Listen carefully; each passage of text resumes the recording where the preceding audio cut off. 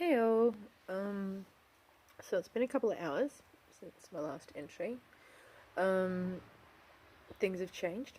Not as just that buzzing I was talking about in the bottom of my belly has kind of like moved into my arms now, so it's a little bit more full body. I am due for another Valium.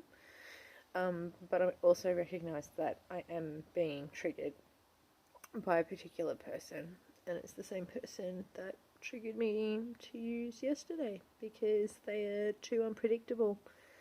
So this person I met through the AOD group, and we clicked really quickly. Well, no, not really quickly because it's not like past connections. It didn't feel like that. It wasn't like an instant like I have with other people, but definitely felt drawn to each other, and they were the first one to sort of say, let's help each other through this, and they're going through their own stuff at home, and so have like maybe needed somewhere to stay, and so the fact that Eric is not here and I don't do too well on my own was like, that was kind of a possibility. But then with how flaky this fucking person is being,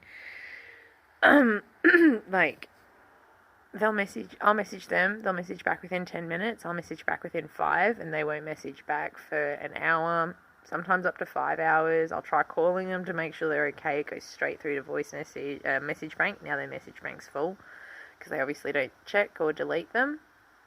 And times in the past where they've fallen out of contact, it's because they've taken too many painkillers and knocked themselves out, or because they have problems sleeping, so they don't sleep at night, so their body's just crashed out during the day for 5 hours, or they've had to turn off their phone to look after their child. So like, and that's fine, that's other people's lives, but I feel like I'm being fucked around and messed around with, because this person messaged me 3 hours ago saying, I'm going crazy at home, I need to get out of here, I'm feeling really stressed, can you come get me?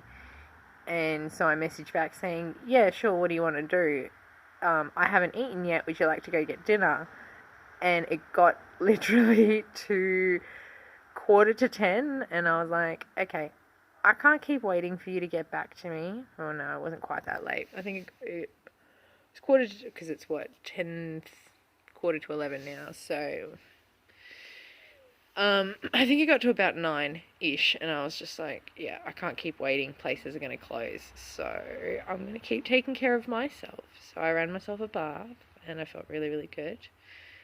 And even though this person was still he started messaging me while I'm in the bath saying, I've got all this crap going home, and I really want to do something.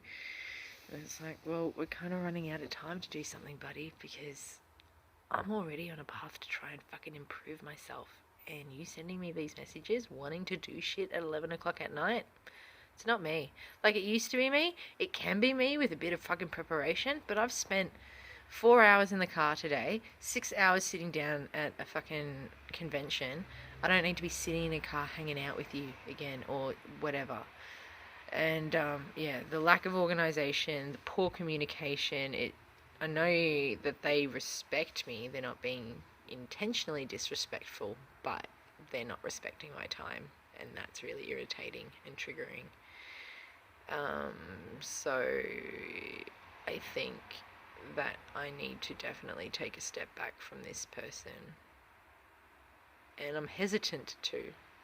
Not just that person, but because I feel like I'm taking a step back from a lot of people, and I'm mindful that I do tend to work in extremes, where I'm around a lot of people or I completely isolate myself, and things don't have to be black and white, they can be grey, but I don't know what grey looks like, and that's where I've, I guess, tried to let, I don't know, my supports know that that's where I struggle to see grey.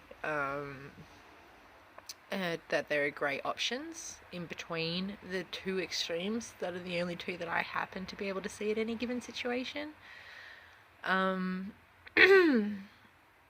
So I guess if I was looking for the grey myself, it would be that I don't have to completely isolate myself, but I can choose who I spend my time with based on how they make me feel, which is also the approach that I'm taking towards romance.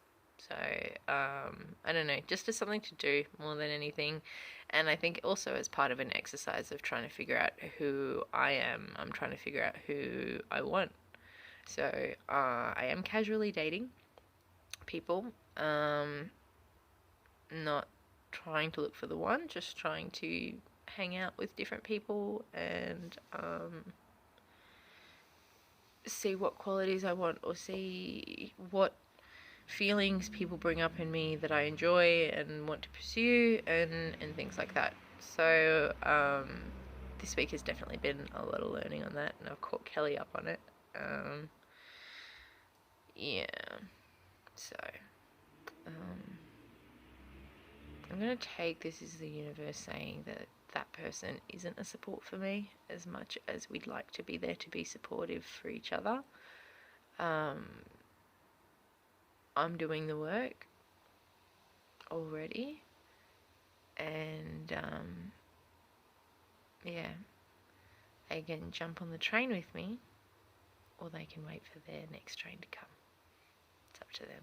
We're all on our own journey. Just like I can't force Alex to move out of that house. I've asked him to if he wants to stay friends with me, because, and I've reiterated how unsafe it is for me to keep going over there.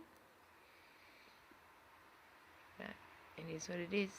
Things are the way they are, and I have to stop putting my life on hold, waiting for us all to be ready to do it together. It's my time. But yeah, so I guess identifying May, if you watch this back, that person is a big trigger for you. And it is good that you keep them muted so that you don't get notifications from them. But you also need to stop checking for messages from them in between every time you meet them. Otherwise you are just treating them like every other boyfriend that you're pissed off with. Okay? Thanks for checking in, everyone. And yeah, May, just back off, okay?